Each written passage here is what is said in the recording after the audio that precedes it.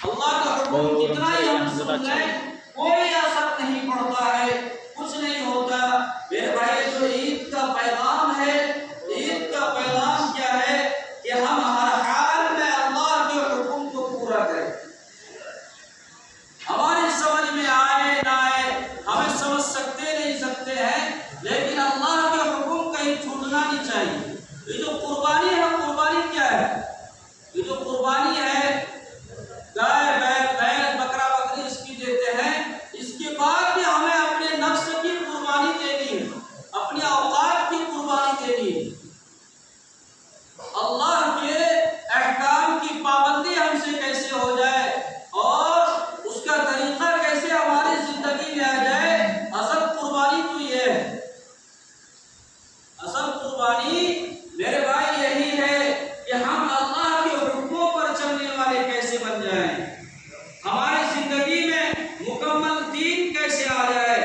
ایک مسلمان ہے، اگر اس کی زندگی میں مکمل دین نہیں ہے تو کچھ بھی نہیں، کچھ بھی نہیں ہے۔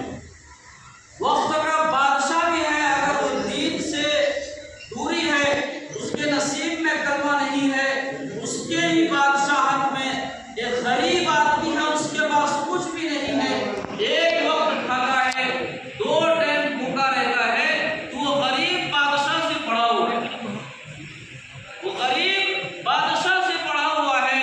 میرے بھائی ہماری اور آپ کی زندگی کا مقصد یہی ہو کہ اللہ کا حکم کیسے پورا ہو، نبی اکرم صلی اللہ علیہ وسلم کا طریقہ ہماری زندگی میں کیسے آ جائے، یہ ہو۔ یہ عید کا پیغام ہے۔